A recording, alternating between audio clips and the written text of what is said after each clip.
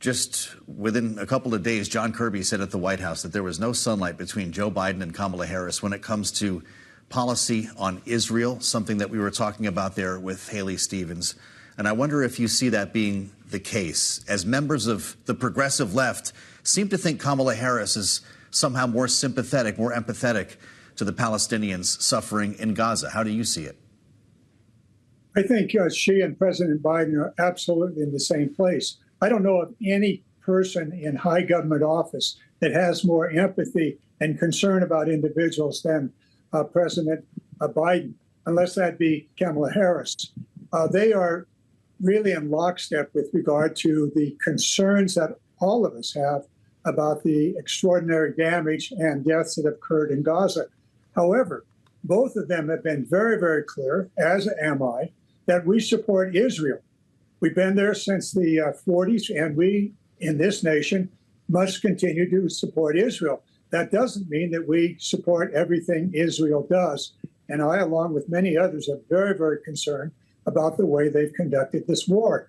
And therefore, the effort that's been made by President Biden, along with Harris, to move to a ceasefire, a permanent ceasefire in which the hostages are returned and a stable government is in place in Gaza.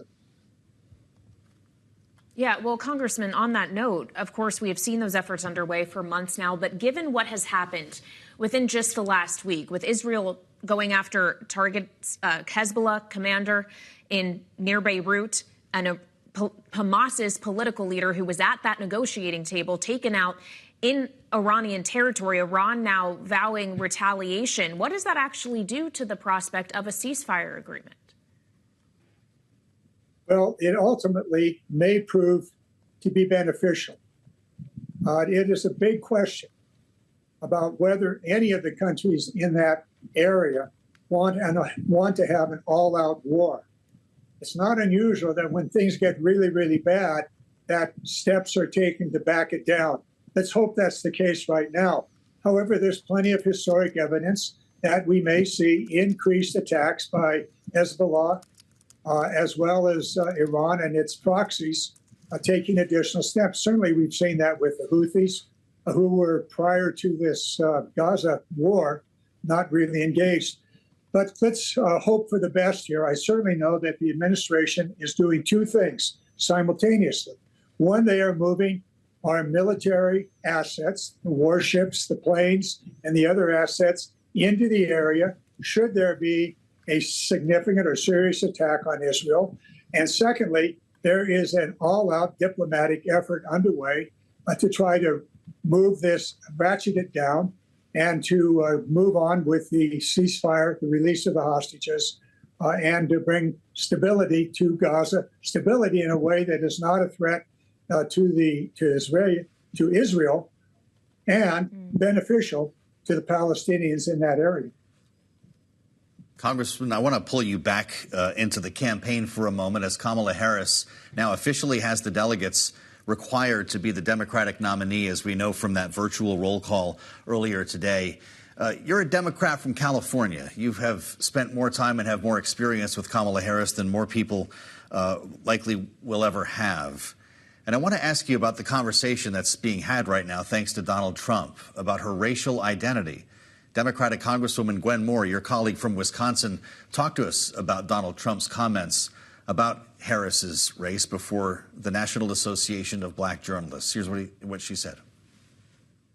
I think Donald Trump, we have to give him credit for really hitting all of his messaging points to keep people in fear of losing their jobs because of, the immigrants are overrunning the border and taking black jobs. I don't think anybody's minds were changed, and I think black voters who saw it probably that increased their resolve to vote for Kamala Harris. Congressman, can you believe we're talking about this in 2024? We should not be, but we also know Donald Trump.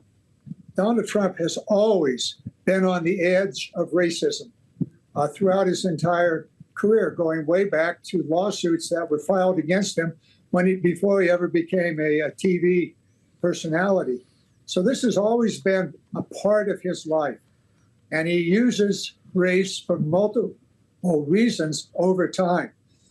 And this most recent episode follows a long, long history of it, giving one more reason why he must never be president. We are a multiracial, mixed race country. There's 350 to 400 million of us, depending how you want to count it. And we are the entire world. The entire world lives in America. And we have to learn to live together.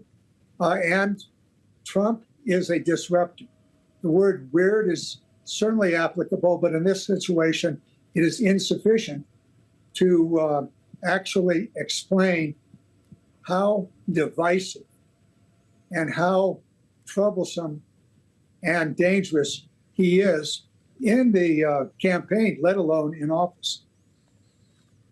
Well, Congressman, when he's not specifically talking about the racial identity of the vice president, he and others in his orbit, including J.D. Vance and your colleagues across the aisle in the House, have been going after her specifically on the issue of the border. What is the best way for her to counter that? And do you think selecting Senator Mark Kelly of Arizona could be one of those ways to do so?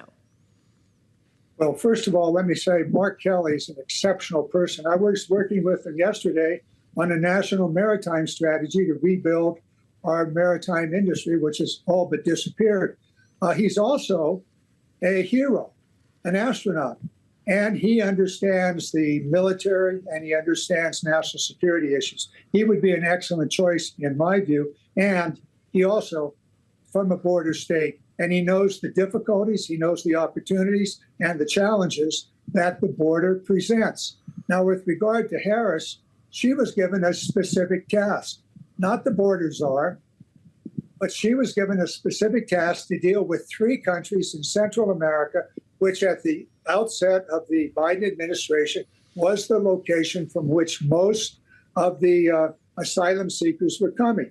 She managed in the 2 to 3 years to bring in $5 billion of investment. And today, those 3 countries have a very low number of citizens from their country that are working their way into America as asylum seekers or illegals.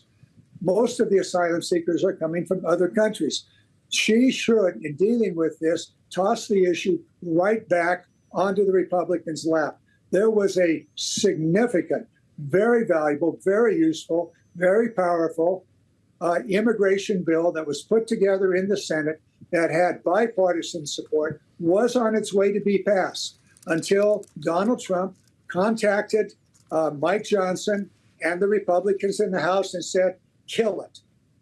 I need this issue. Kill that bill. And of course, the Republicans did as they were told to do. They killed it.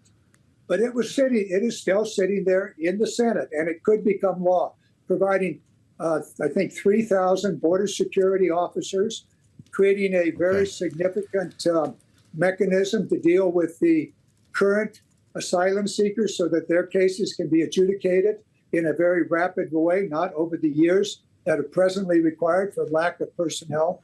And it also provided for additional border security, requiring that all asylum seekers come through the ports of entry and not cross illegally across the border. If they do so, back they go.